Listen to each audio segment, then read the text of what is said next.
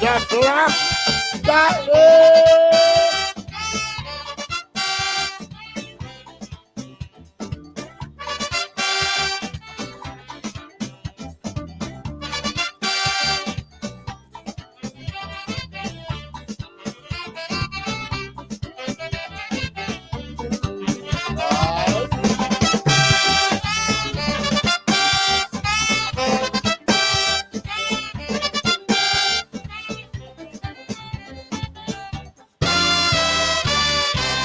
Here's 400 years now and over. All them superpower trying to conquer Africa. Yes, they went up there with all the lust and the greed. But look at how much they try, they can't succeed. Yes, they kill and keep killing. But the more Africans they kill, the more they see coming. And they try and they try and they can't make hands with Africans. Just back up the bag and it's back they gone to the land. Why? The warriors they gone down. It's the warriors we come. The more Africans that they kill. It's the more they see come. Chuchu! Zulu! Ashanti! Watusi! Chuchu! Zulu! The more warriors that they got down.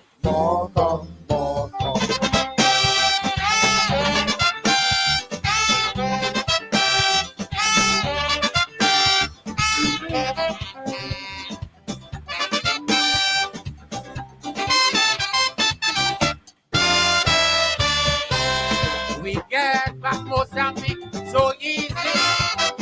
Zimbabwe and Angola are ready. And if it's one thing I saw, no whatever. Namibia and South Africa round the corner. Yes, it's one bounded from Hiroshima. And they get the whole of Japan to surrender. And in 200 years, Red Cloud and the rest of Asia.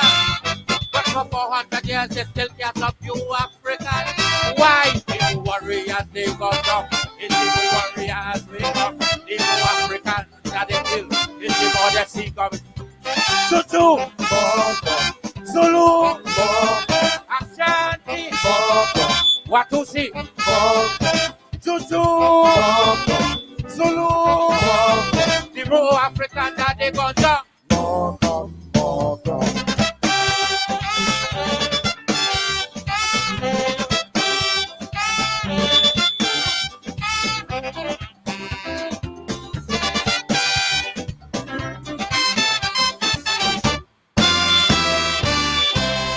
They deal with Lamumba long ago. Just a deal with Moboyak and Sipiko. Just to keep killing leaders after leader. But look at how much they kill Africans won't surrender. And how come the same people want to tell me Africans today got no unity? Yes, I know they may say I'm drunk, they may say I'm mad. But one day Africans will be living under. The more warriors they gone down. It's the more warriors we come. The more Africans that they kill. It's the more Tutu! Zulu! Ashanti! Watusi! Balai! Bele! The more Africans that they gone down.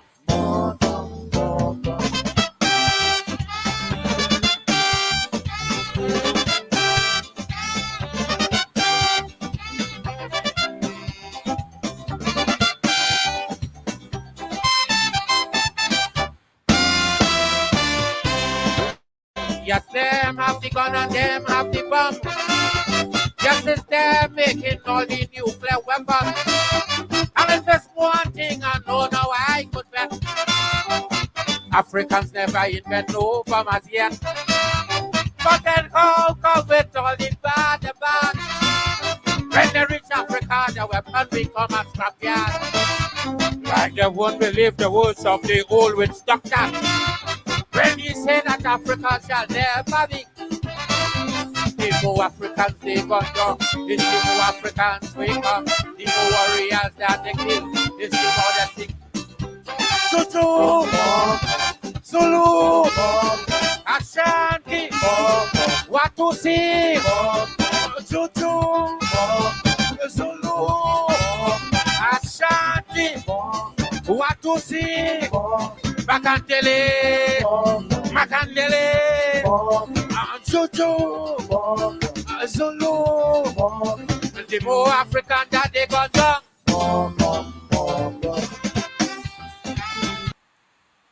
Oh, yes. Oh, yes. Oh, yes. Calling all the nation, all them nation. Watusi, Zulu, Matambele, Yoruba, Karamanti, Hausa. Nation, where are you there? Nation, where you nation? All of we are one generation. All of we are one generation. Watusi, the more African they come, is the more African we come. Resilience, resistance, that's what we're talking about. Good evening to all of you wonderful people, all of you Africans, all of you Indian Guyanese, Amerindians, all of you who are with us tonight. We are doing God's work. We are doing the work of our ancestors. We are calling on all the nation, where them nation, where them there. All we are one generation, nation, where them there. Nation, where you nation, are you come? Nation time. You see, we have the African nation, then we have the Guyanese nation, then we have the Caribbean nation, then we have the African diaspora nation. Nation are where them there. All of we are one generation. All of we are one generation. Good evening. Nobody can stop us in this time because we are righteous people. And you all know what? We talking because we are building up our own narrative. Yes, Doreen, Medea, me like the nation of where you the Medea. Are we there, so? Good evening. That's what I want to hear from our people, because you are black, you are beautiful. And if you are brown and you get some black in you, you are also beautiful. And our Indian and Amerindian and our mix and Portuguese brothers and sisters who there with us, are you a nation too? Are you a nation too? Because we are righteous. Good evening to all you righteous people. Wonderful to have you all here. A big shout out to the ladies at the baker shop in Buxton. You know, I was remarking to Brother Kidackie, who's on tonight, making his first appearance since he got out of jail. And Brother Nigel London is here tonight. We are going to be stirring it up. You all remember the old song, Stir It Up, Stir It Up, Stir It Up, Stir It Up. That's what we're doing tonight. They don't like the narrative. They say the narrative is one-side narrative, but they expect us. We got to talk our narrative. A big shout out to the ladies at the Buxton Baker Shop. Big shout out to Sharma, who is from Victoria, but work in Buxton. And I went in there earlier today to buy my story, the pastries and whatever else they have there and so on. And one of the boys shout out, Mr. Hines from Hear Me Voice, and he did tell the back walking, he shout out Mr. Hines. And so the lady here, the young lady here, and she said, "You are Mr. Hines? That us be on the TV?" I said, "Yes." She said, "I just listen to you every night. Up to this morning, you was on Kidackie." I said, "Yes." I said, "What's it?" She said, "You said for undermining the government." I said, "All right." She said, "Just listen every day, Every day. I don't miss morning and I don't miss night. She, not 20s.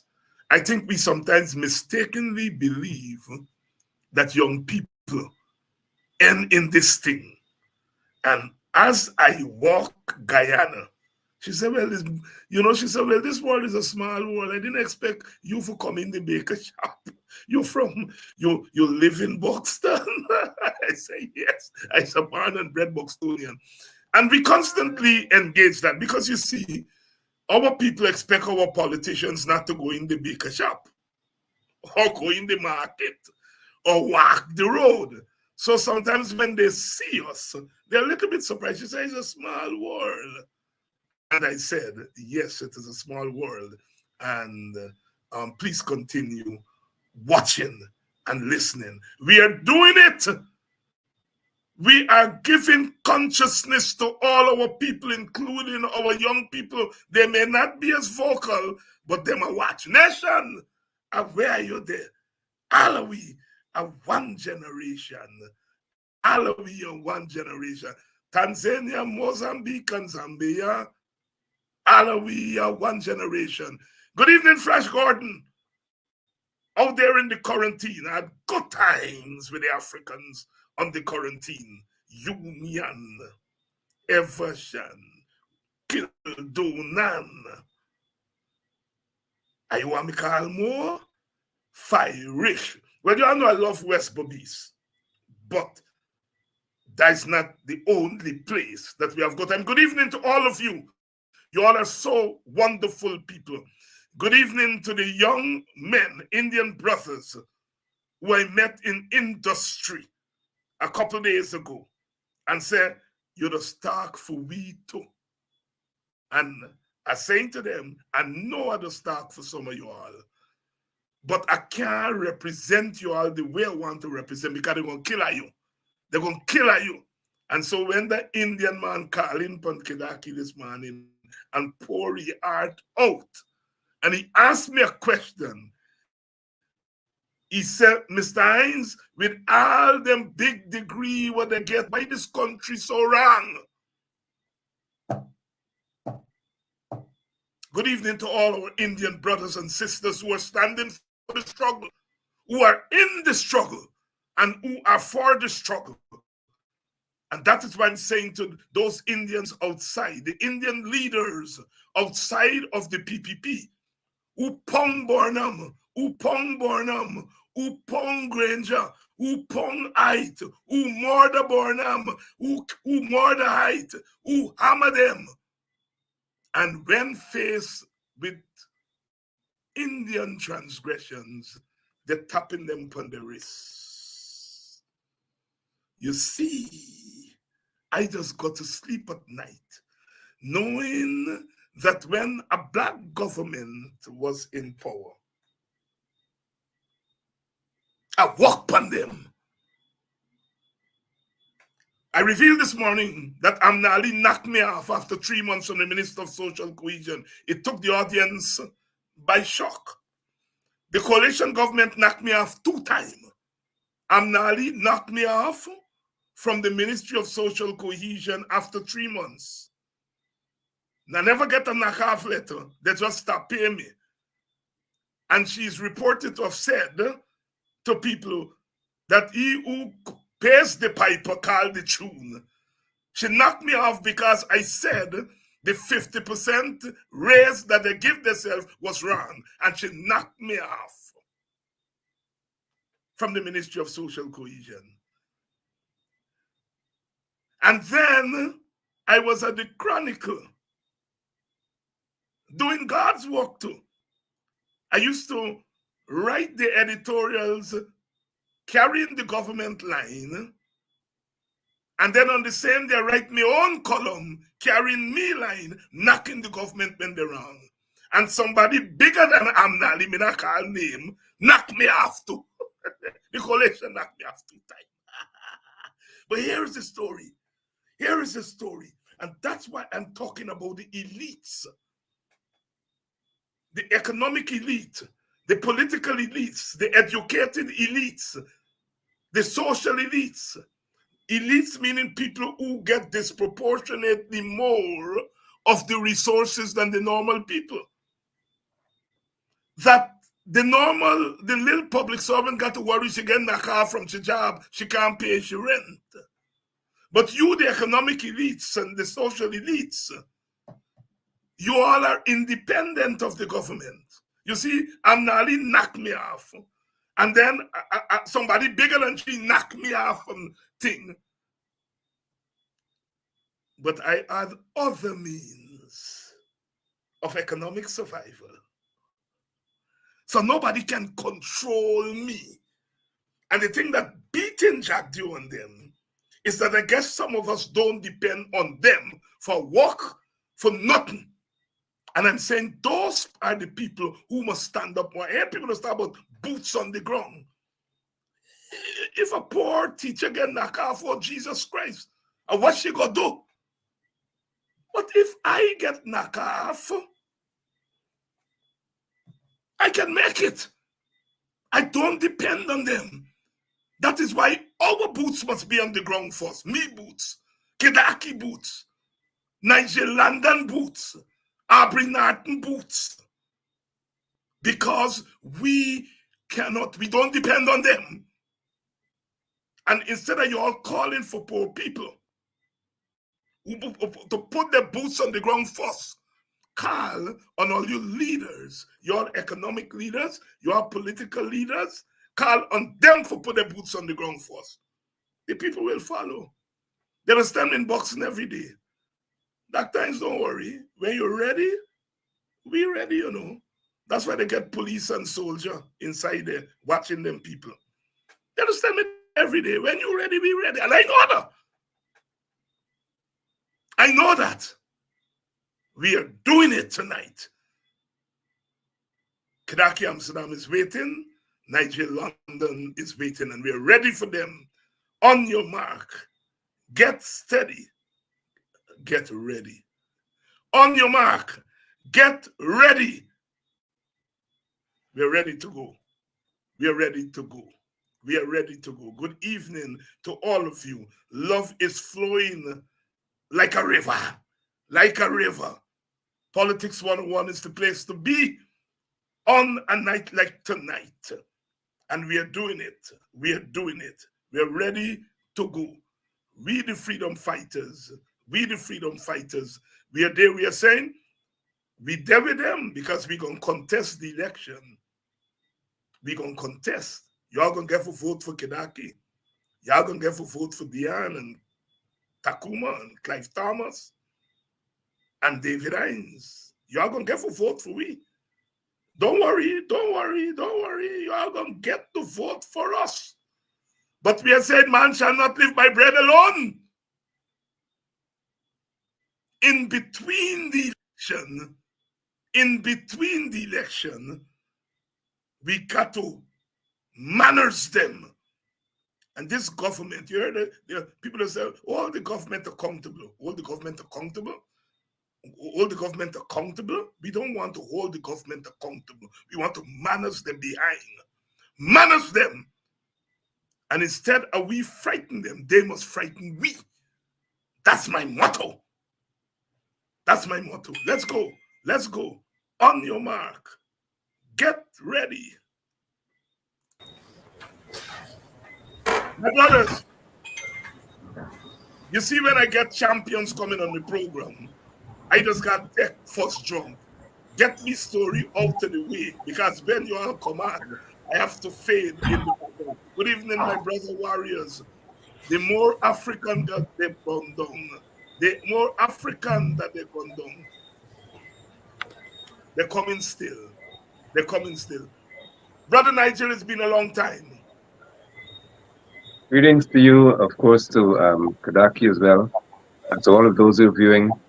It has been a long time, but it's certainly been a wonderful time to know that there's still those who are in the fight, those who are standing strong, and to, of course, my brother Kidackie, I'm certainly grateful that you continue to stand. And we're yet to see the end of that which I know will embarrass the comedians on the other side of sense and wisdom. So it's good to be here. Brother Kidackie? I have been talking to you, but this is the first time you've graced my program in a long time. The first time since you get out of the jail, and you are standing strong. Good night, my brother. Good evening, Dr. Hines. Apostle Nigel. Good evening, viewers. It's a pleasure indeed to be here. Yes, I spent a few hours in detention. I don't know that I was in jail, and I don't accept being jailed. I was free as a bird. Right. Yeah, it's good to be here. And certainly, thank you for acknowledging the sacrifices.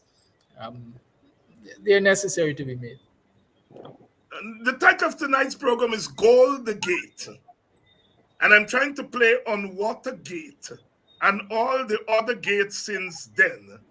Gold Gate. Here is the thesis I want you all to address.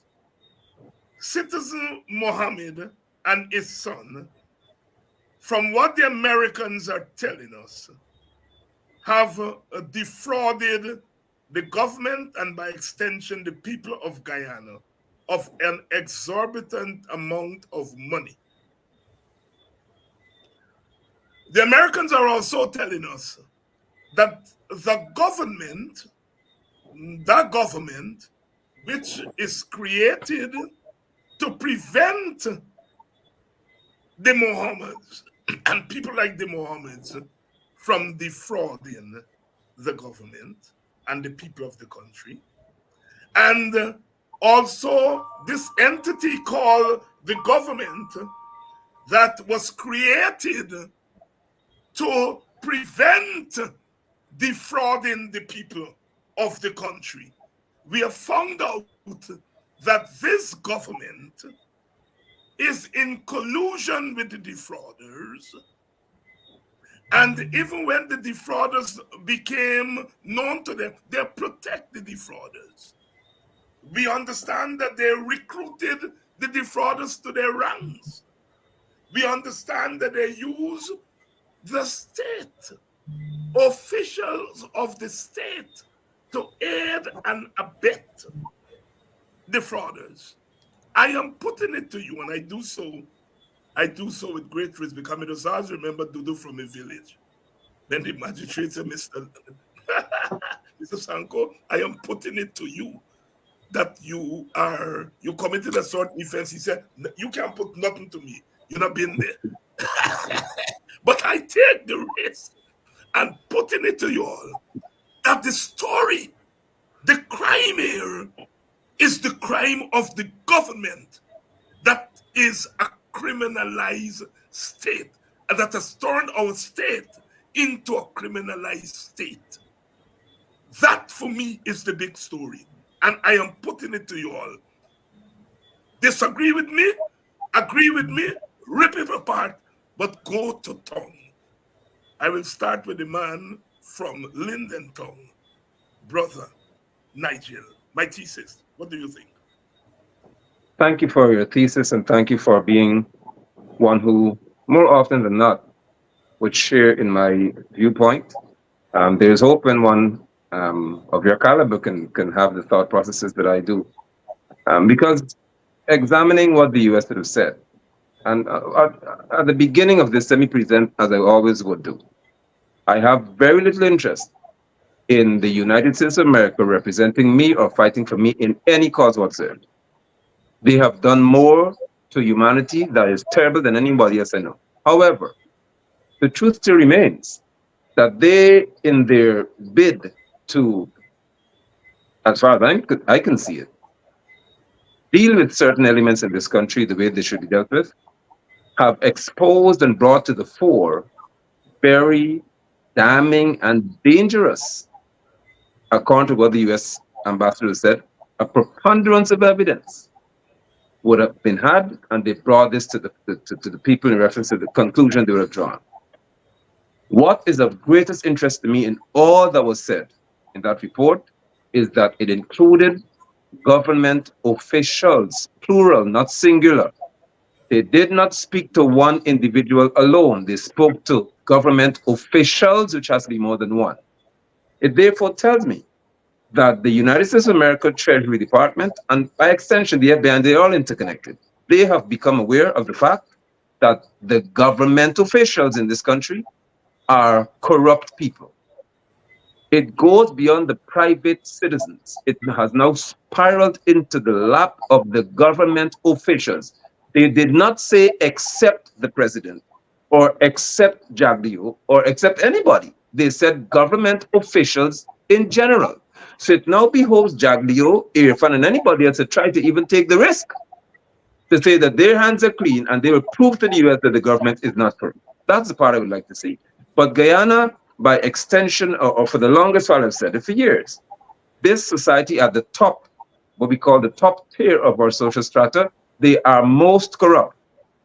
The PPP is known for being the most corrupt set of people. I've often said this, that when I examine who surrounds the likes of Jaggi, what kind of elements and creatures and what kind of characters he has around him, they are known for being corrupt, vile, degraded, decadent in their morality and everything. And these people are some of the worst that he can find. What makes criminals so attracted to this man? That's a question all guys need to ask themselves.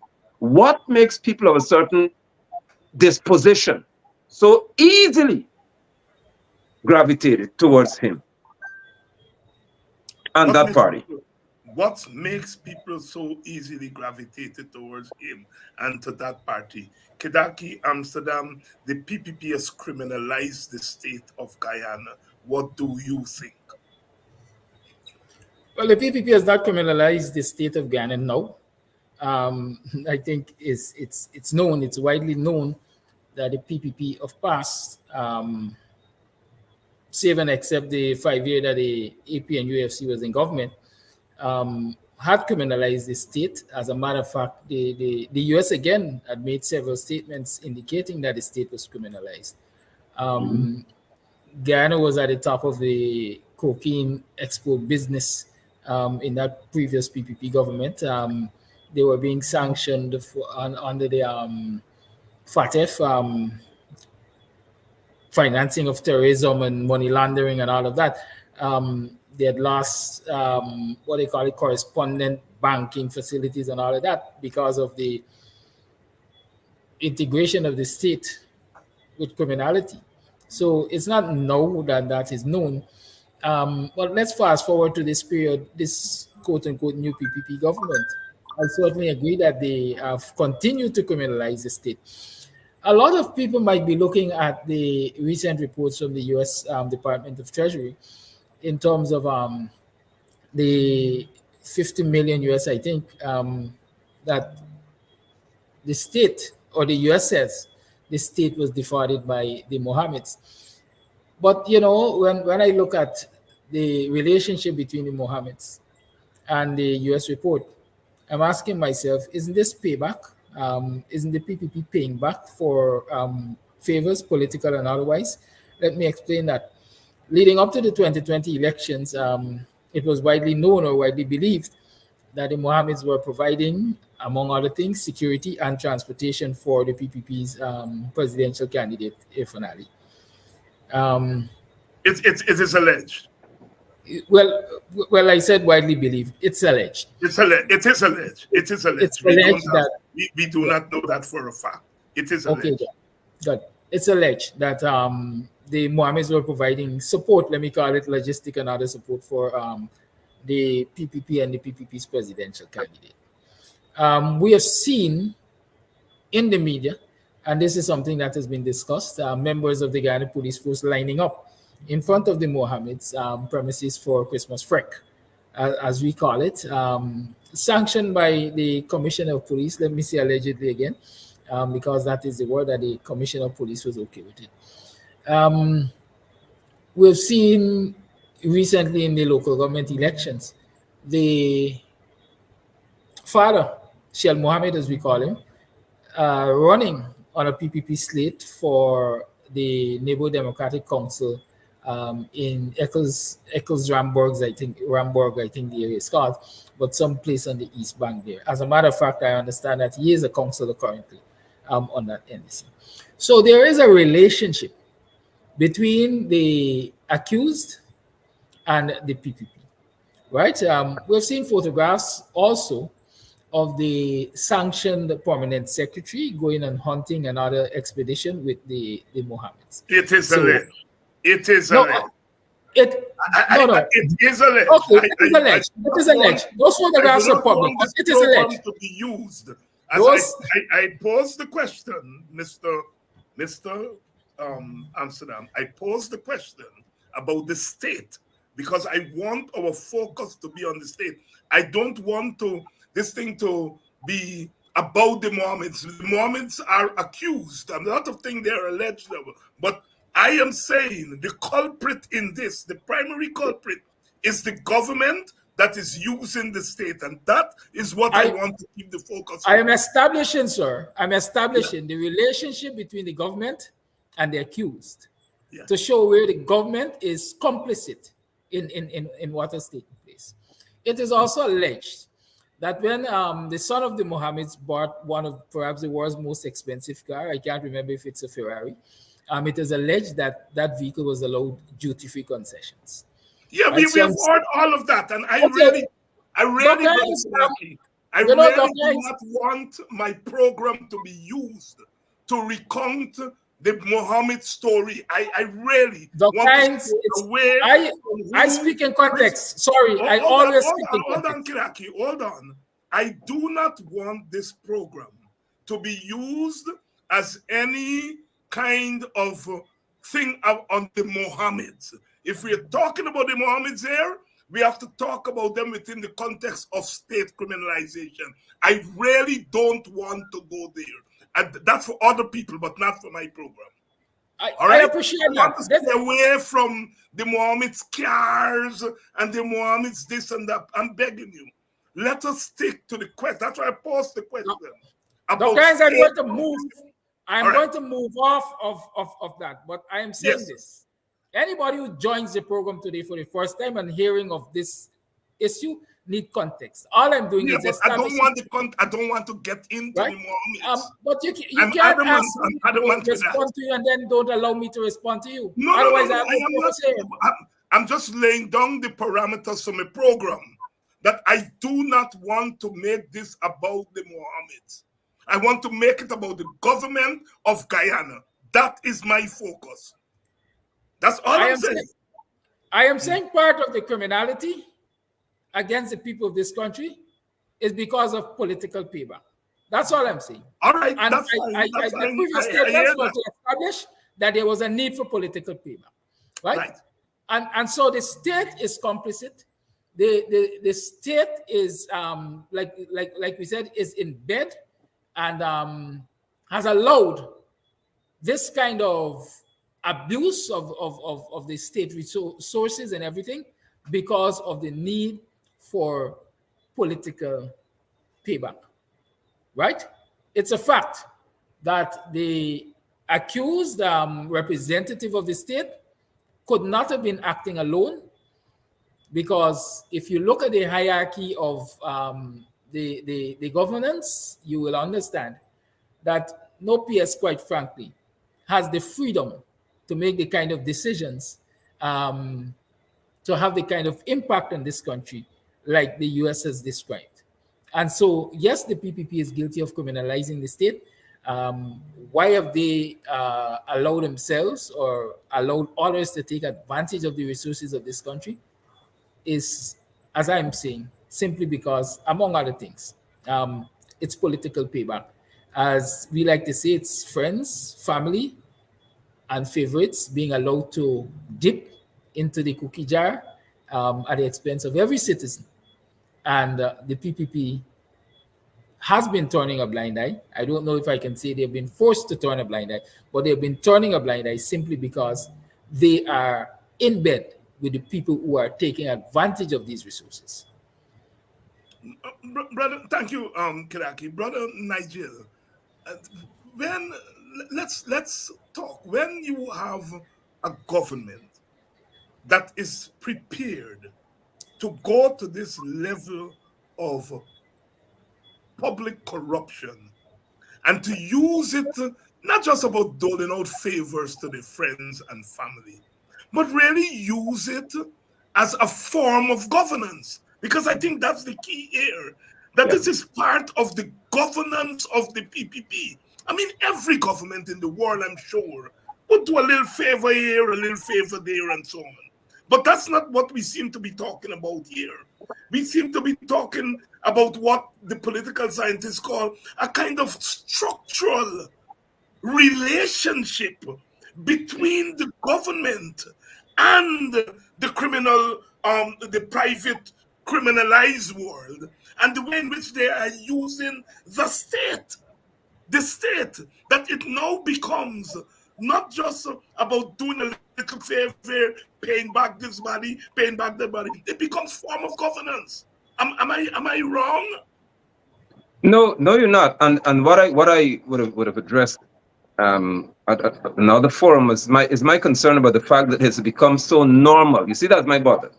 When it has become normal to Guyanese, as though that's nothing strange. It's acceptable to some extent, and it has somehow become a part of our lifestyle in this country, where people don't have an issue with it to the point whereby they wouldn't complain, but they will honor that which is being criminalized by the state, or allowed to be a criminal conduct by the state. When we have got officials who, based on their political position, they have the means of addressing certain matters that they know are criminal, and instead of addressing them, they become beneficiaries of the same. That's what the US is saying, that you have benefited based on your government position from criminal conduct, which makes you criminal. Because the law is clear. If you want to benefit from anything criminal, you know about it, then you're criminal. And I, over the past few days, have been saying, okay, let me see who would pop up to say, oh, I'm aware of this. This is wrong. I condemn. Condemnedly so. You're not hearing those words from our lawmakers.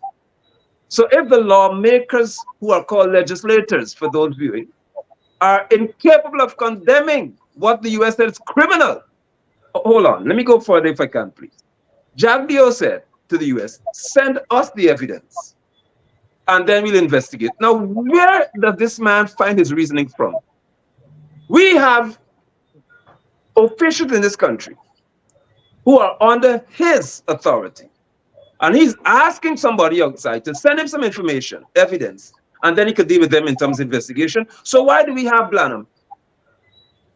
Why do we have all of these people? Why do we have what they call the people we have to integrity commission? Are they not supposed to disclose their assets and report to this commission? The US said your party people would have benefited. The government officials have benefited. They also spoke to public corruption, Dr. Hine. When you have public corruption in a state, it's because the state officials have somehow allowed the public to become poisoned by corruption as well. So, you know, yes. I am very concerned about what has become normal for our country.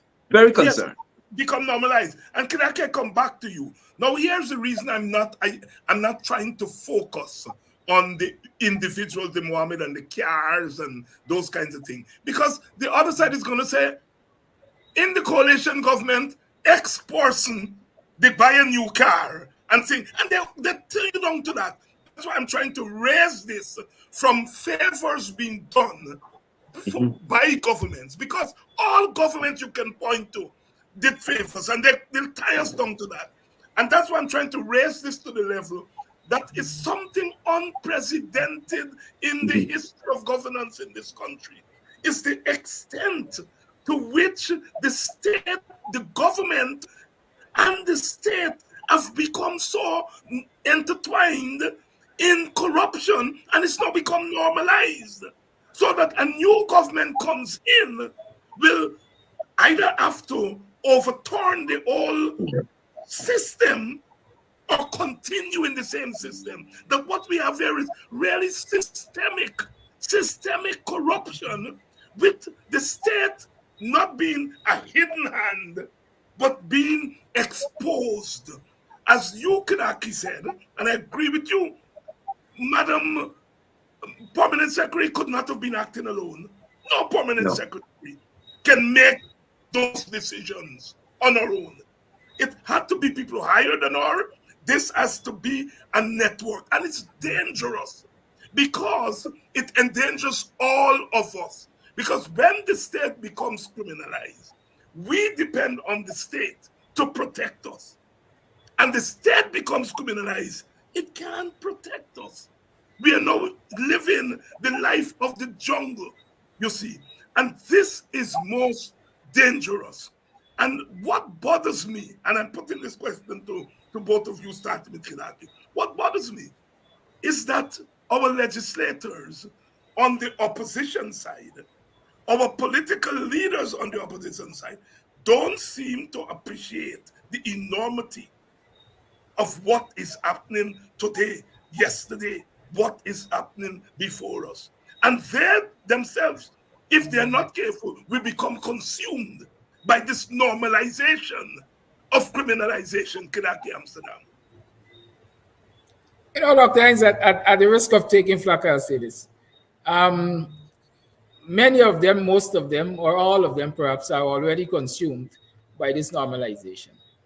I always argue, and I continuously say that a lot of the inaction on the part of our legislators to take quote unquote condign action when these things raise their heads might simply be for the fact that they too are muddied by it.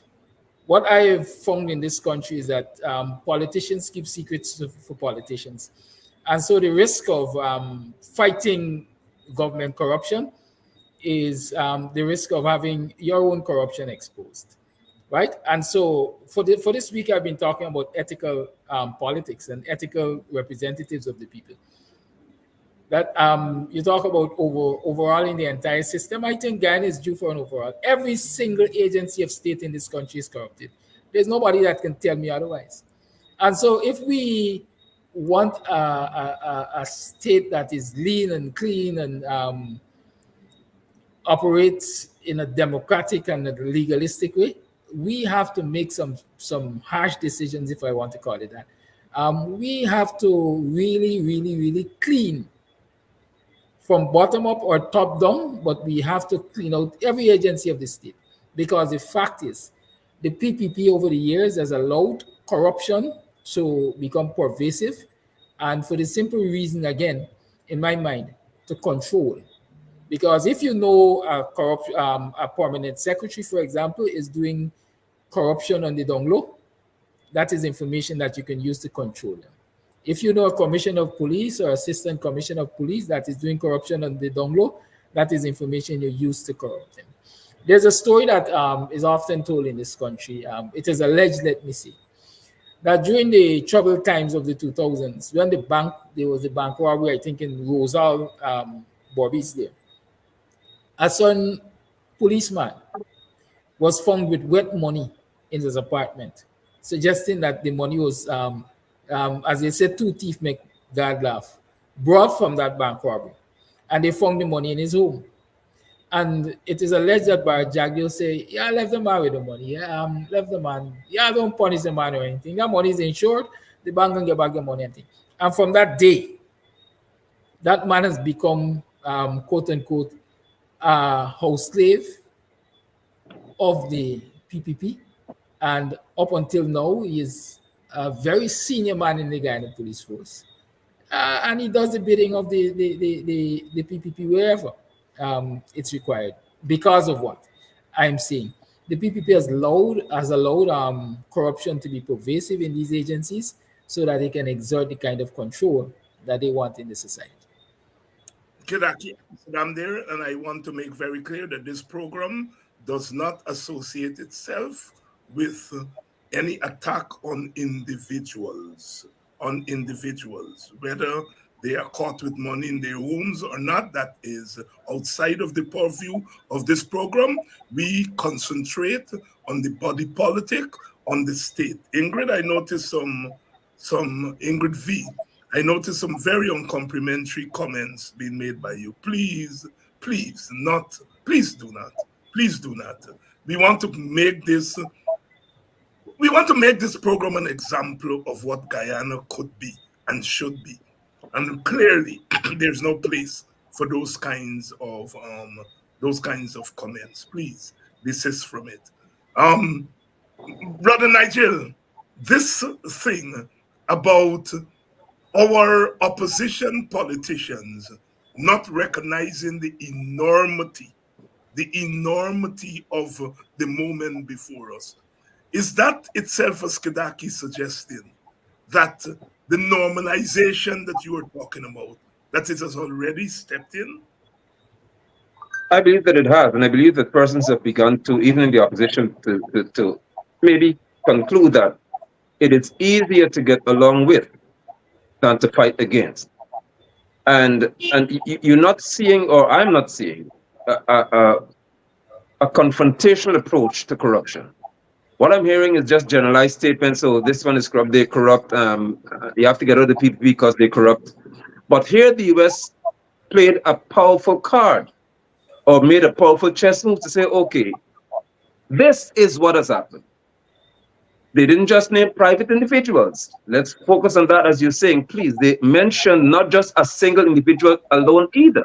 They said this person, along with government officials, are involved in a corrupt practice. We have a preponderance of evidence. These people have been involved, and through this person, this has happened. I would have expected that the opposition would now say, aha, now we have what we need.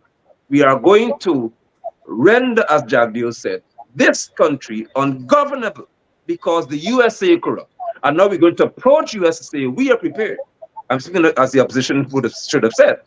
We're not prepared to step up here and end this if we have to now, because we cannot share this pie with a corrupt set of people.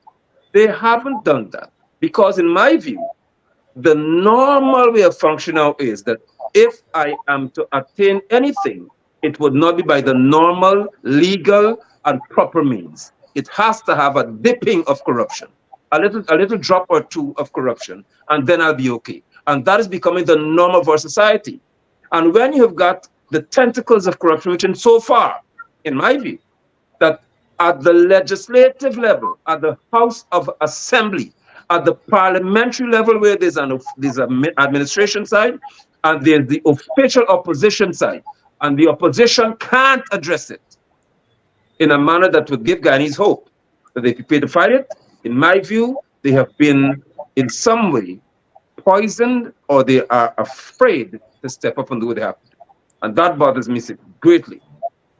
Kidackie, have we reached the point where the opposition could, at the very least, move towards a vote of no confidence in the National Assembly?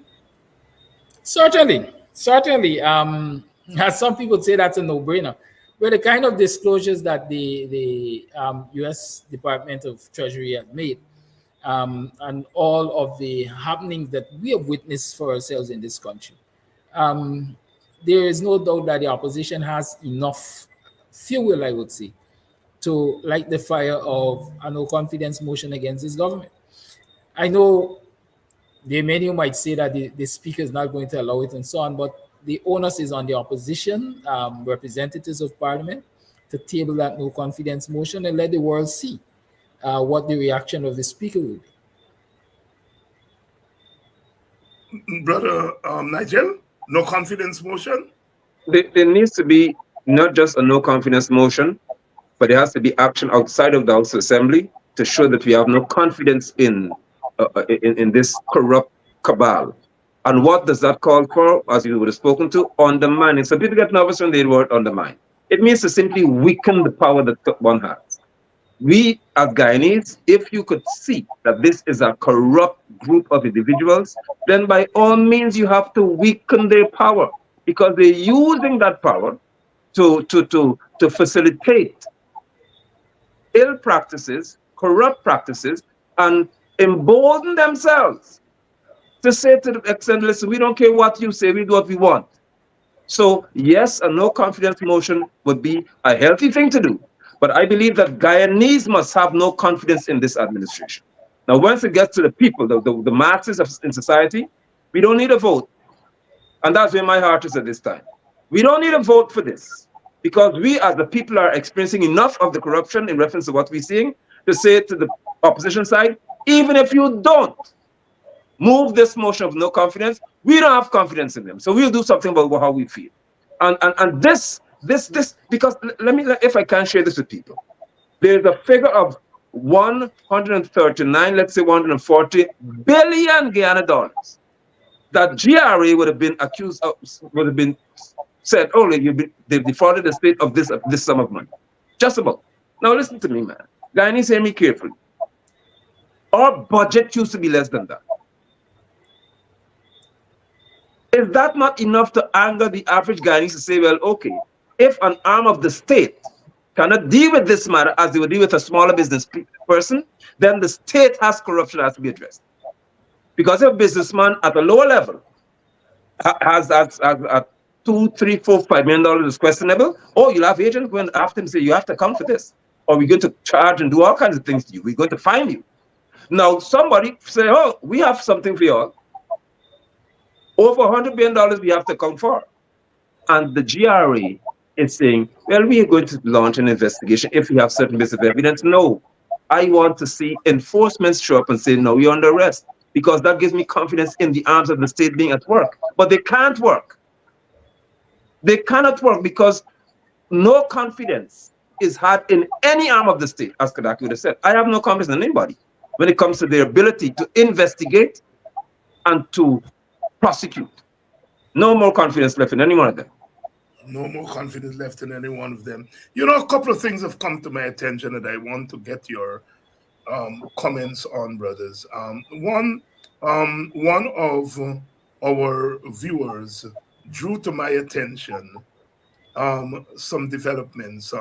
Her grandson, who apparently is not feeling well, and has been shunted from hospital to hospital, from one hospital to another one to another one.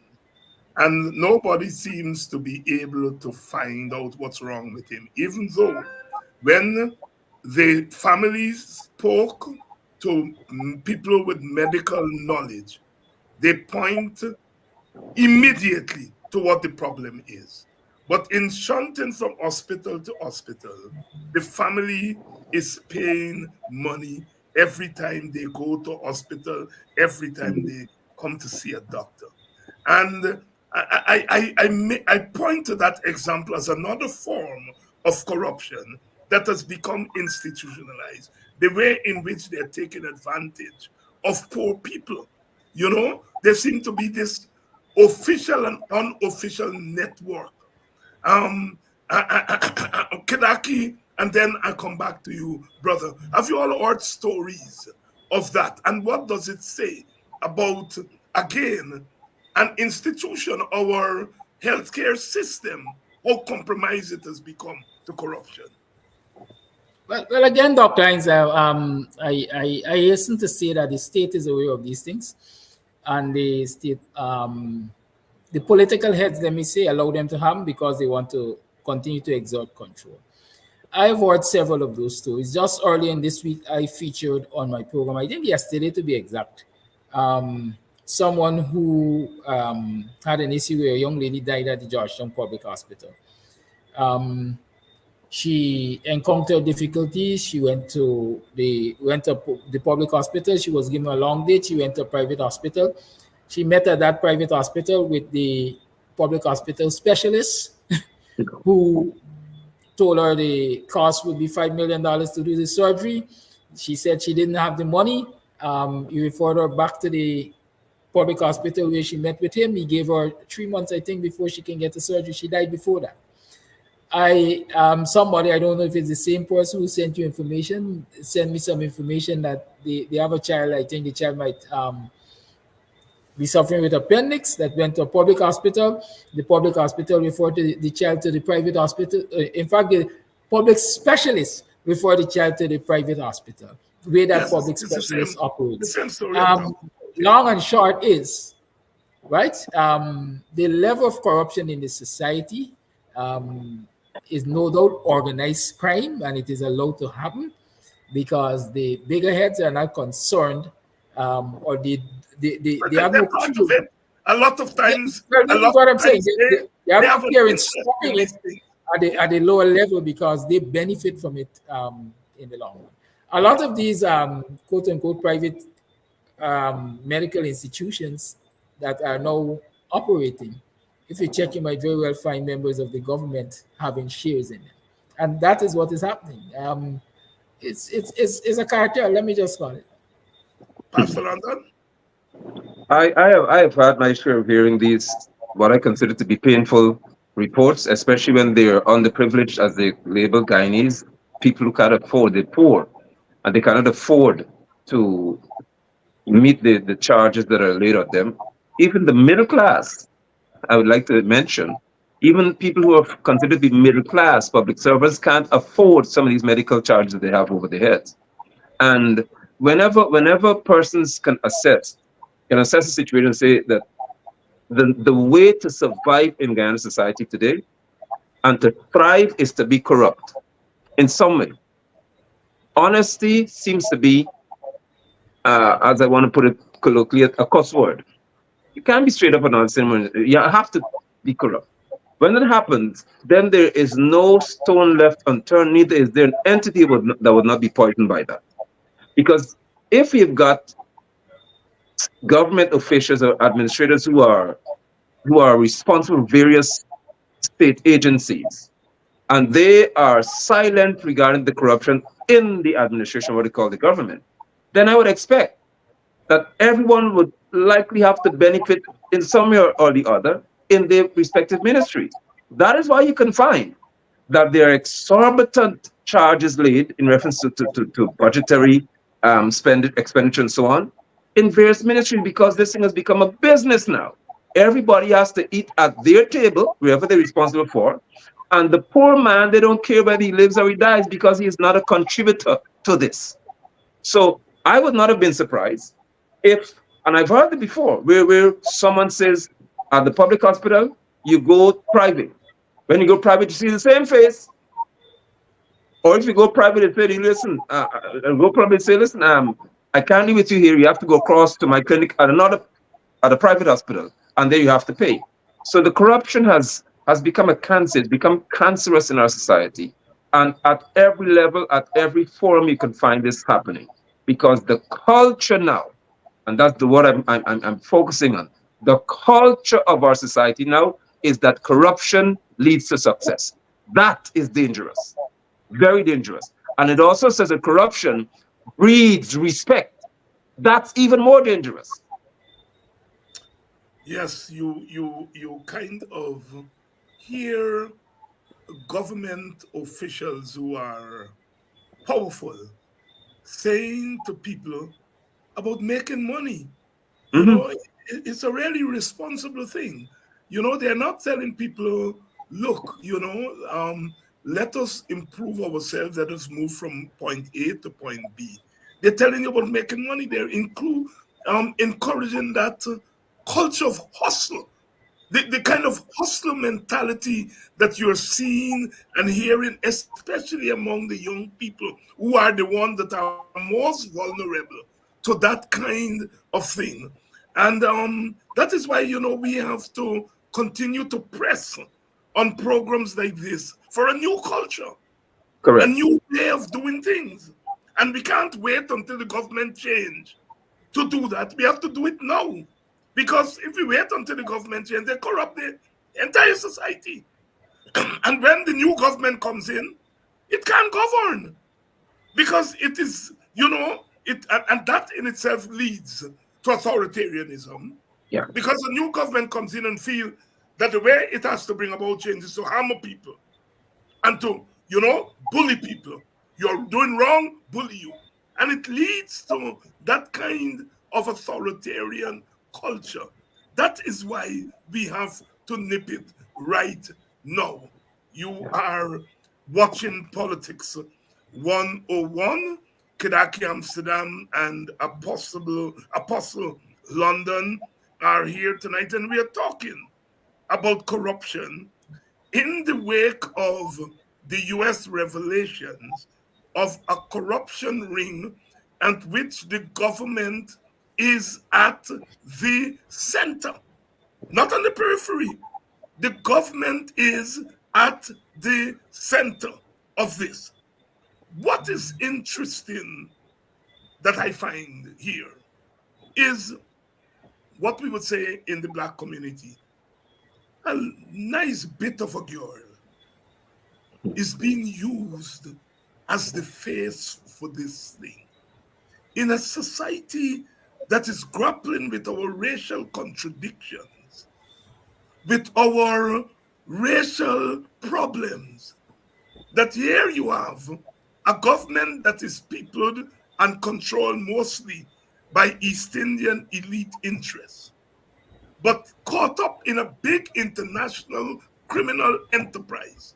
And the government face is an African woman. And I have to say that cannot be lost on us. Pastor London, I'll start with you on that one. Well, I was hoping that you would have gotten there at some point, and I'm happy that you have. Because I look at optics are everything for me. And maybe I'm just terrible with this. When I see things, let me go here, when I saw the painting with Irfan Ali, his wife, and she's holding a little, what I call a little black baby, giving him some food to eat.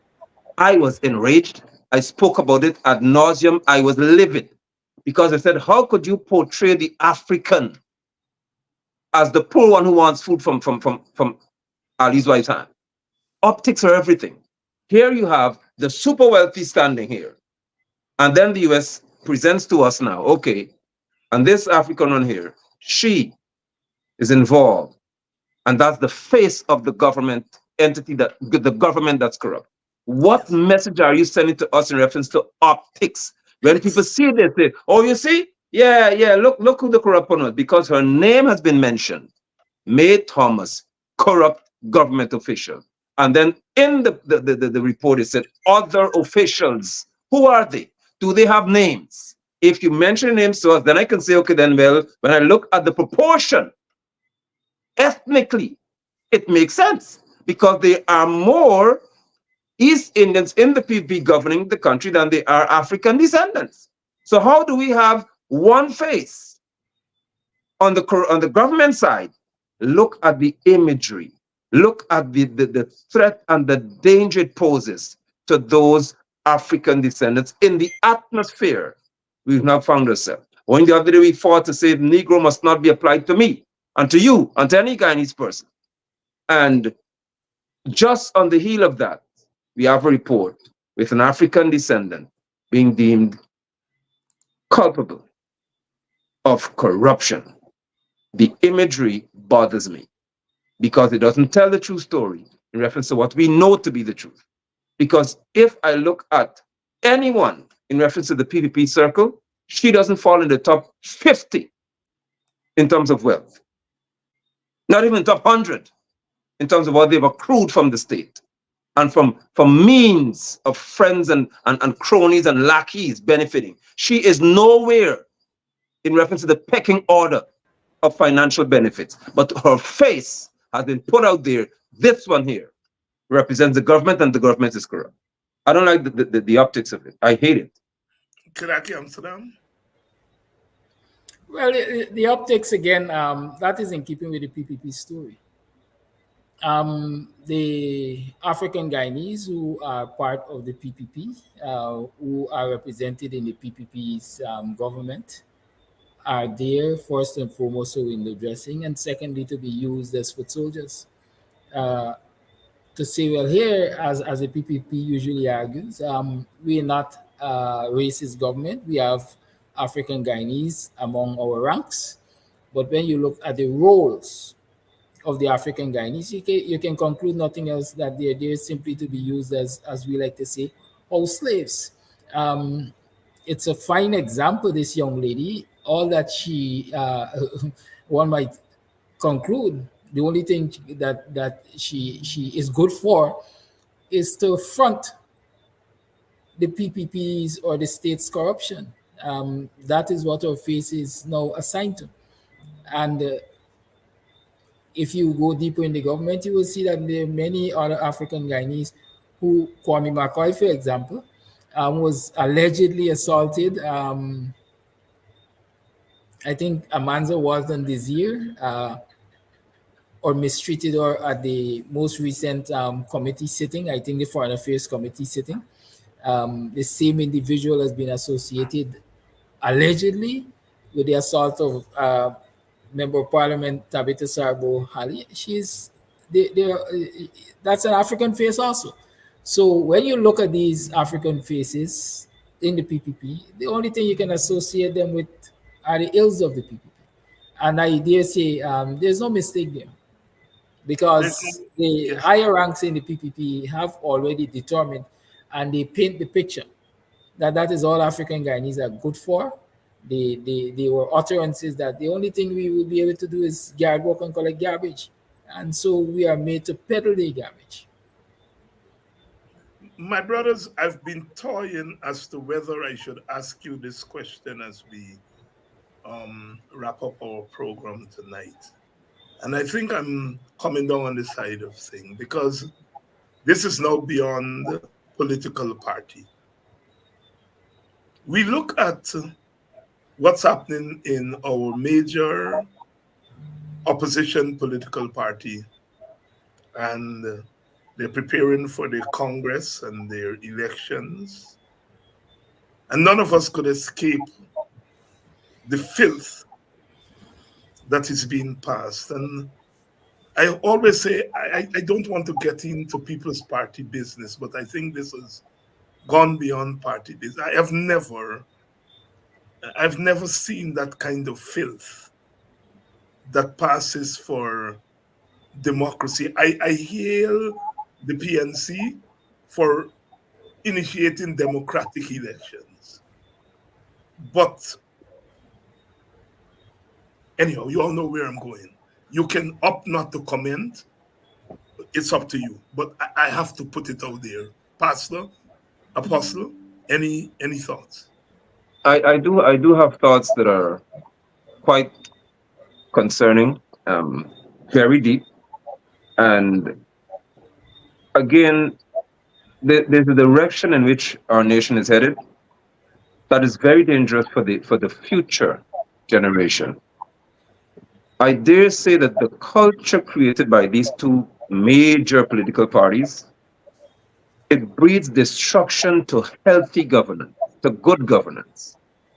I observe the accusations and the defense, and then the former parliament came out and she said, well, whatever said is so. She issued a statement.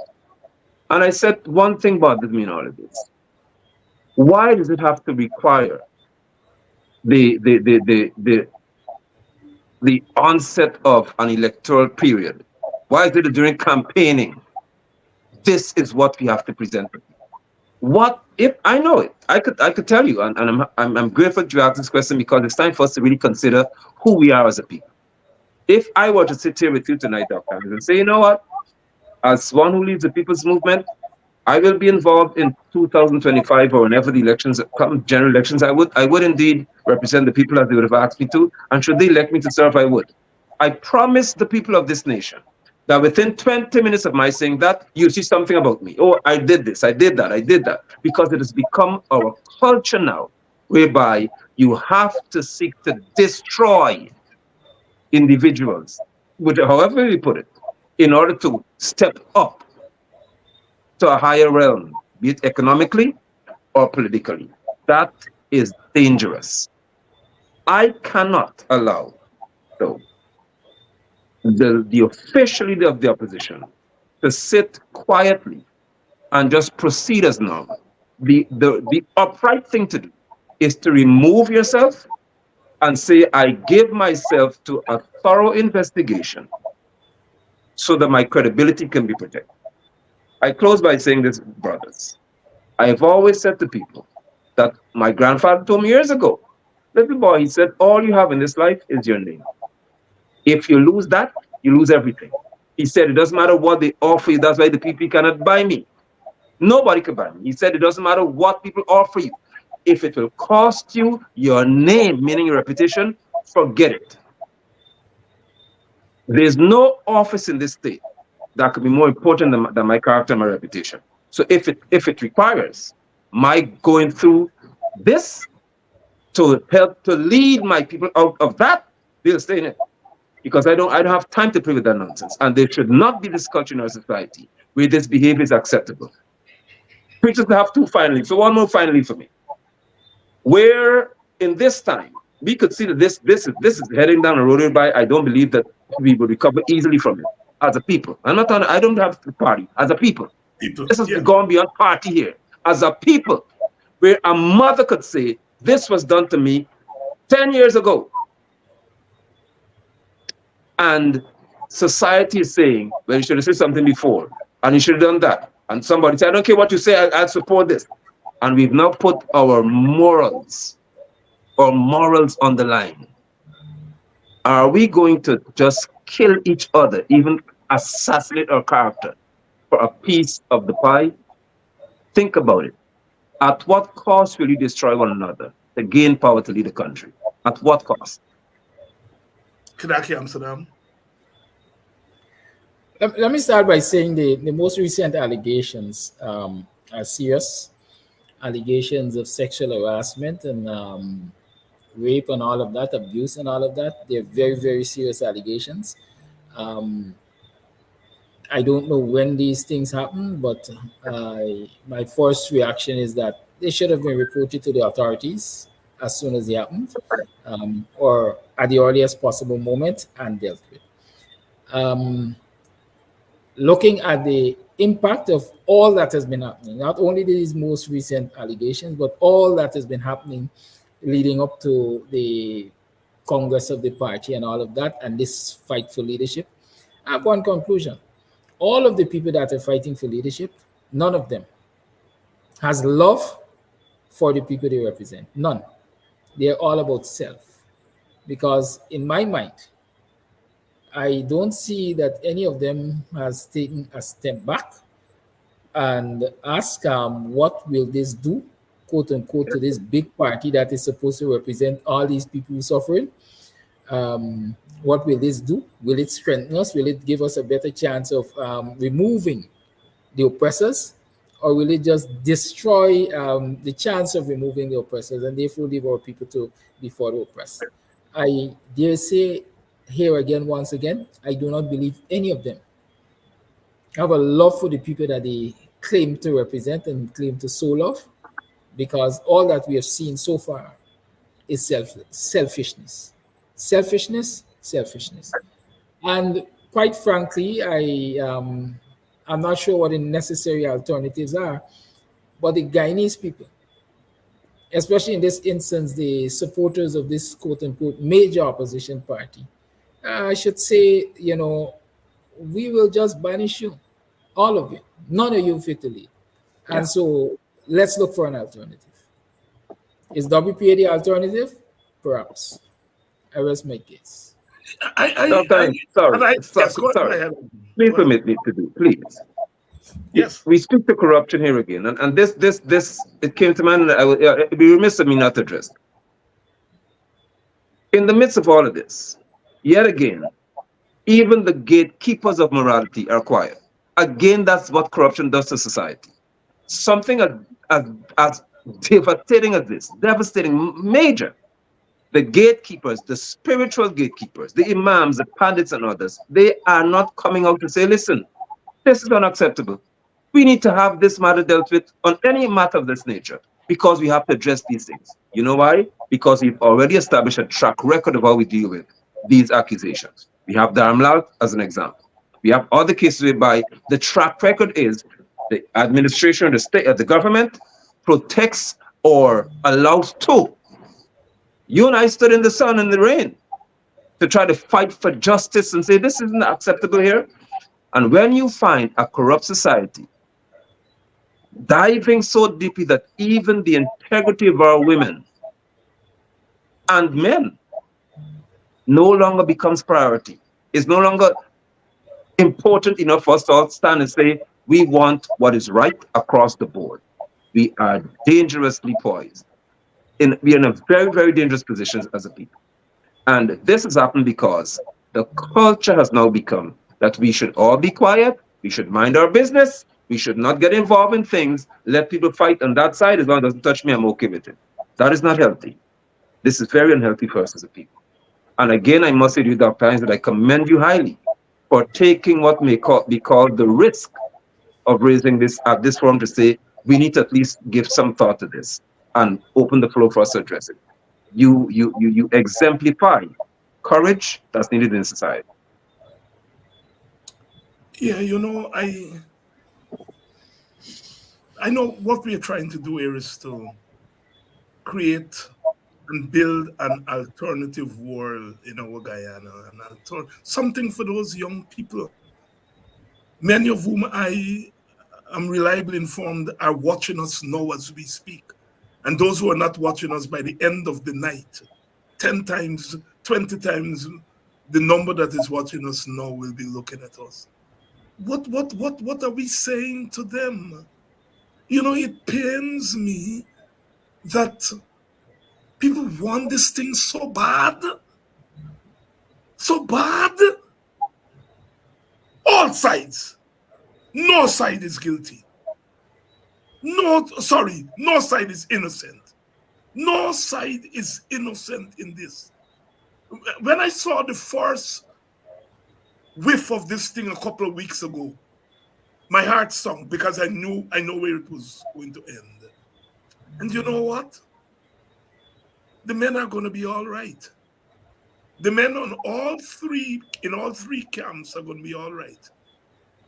The bodies, the political bodies are going to be those of women. Because it's so easy for this society to frown on women. It's so easy. Yet, we can't see. We can't see where we are going. I am concerned about all Guyanese. But I'm particularly concerned about African Guyanese because they're under the gun. They're under the gun from external to their community. And their leaders don't have the presence of mind. I said it last night. I said it this morning. I'm going to say it again. Those three people need to lock themselves in a room. Find a way to talk to one another. And come out before that Congress. Too much bloodletting. It's too much for our community to absorb. Their blood is being shed by this government. Physically and otherwise, economically, politically. And now their blood is being drawn by their own. Because this thing is sapping the energy of our people. I today was out this morning. People are saying, Dr. Hines, going to Congress Place and talk to those people. No? I say, I'm not a member of the party. They said, no, but you are an elder.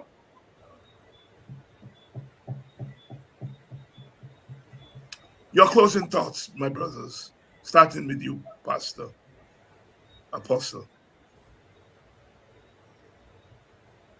You're muting. I was so engrossed in what you were saying. I'd like to close with thanking you again for being indeed what the youth would call an elder. And I pay attention to when the younger people would approach, well, I'm now 50, so I guess I'm qualified to be an older man. Yes. But they'll approach us and they'll say, I look at you, I listen to you, I like what you're doing. And these are teenagers, these are 20-year-olds and 25-year-olds. And the people who would assume have no interest in what is happening around them. And I am pleasantly surprised and truly heartened to know that they have an interest. And the interest is in representation and good governance. They want to be represented in the right way, and they want to be governed properly. The other thing that gives me a sigh of some hope here, a ray of hope, is the fact that I believe that there are more people in our society who are given to propriety than they are those who are corrupt. What you ended this broadcast, this program with, lends itself to us being far more pensive and a bit more cognizant of what is at play in our nation. A nation that is poised, always poised, and now exploding with wealth. It's just we cannot enjoy it. When you find a nation in that state, that this very critical period, it requires healthy and sound leadership. Once you have the devouring mentality to destroy each other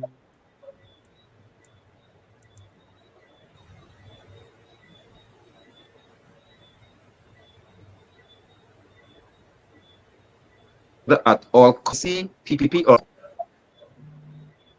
am I still back? I think I got Yes, lost. you're back. You're back now. Thank you. I apologize. It doesn't matter what state, what part you're from. Once you see this behavior becoming normal in your society and normalized, your generations become threatened. A weakened state cannot defend itself. We cannot have a weakened state and then still seek to defend ourselves. It doesn't work like that. In any arena, if you are weakened physically, your body is subjected to destruction. We can't let this happen to Guyana. We need a different Guyana. We must have a different Guyana. Our children deserve a different Guyana. Thanks to you. Thanks to you, Brother Kidackie. Always a pleasure to be here with you. Kidackie, your thoughts? Well, in closing, I want to remind myself that there's such a term as a Pyrrhic victory. I am asking the contestants for leadership of the PNC and by extension leadership of Black people and by extension leadership African Guyanese leadership of this country to understand that there is such a thing as a Pyrrhic victory and ask themselves if the price that that we would pay for them to win this leadership battle is worth it, and what will be left for them to lead when they've finished tearing each other down. That is all I want to say. Nothing else. I just want them to ask themselves that. Is the price that we are costing ourselves right now worth the victory? And when we win, what will we be leading? That's all I want to leave. For the record, I've invited Roysdale Ford. I've invited Amanza Walton. I've invited Aubrey Norton again. I've invited Sherrod Duncan, the candidates for the two parties, to come here. I've not gotten around to Nigel Hughes yet, but his invitation will be going out shortly. I've heard from Amanza, who was confirmed to come on next week. Aubrey has confirmed to come on next week. I have not heard. I've scheduled to have Roysdale Ford tomorrow night. I have not heard from him yet. I've not heard from Sherrod yet. But as I said, the ones on the PNC side, I am still saying they need to find a way to sit down among themselves and to take into consideration that they're representing people, whether they think so or not, people look to them. But it is not about them. In this crucial hour, when our people are bleeding, they cannot be inflicted with more blows by their own. By their own. By their own. Martin Carter says all are involved. All are consumed. My brothers, thank you all very much. Thank you all very Thank much. you, viewers. Thank you, Dr. Hines. Thank you. We continue to continue. This too will have to pass. We shall overcome. We must overcome. We must overcome.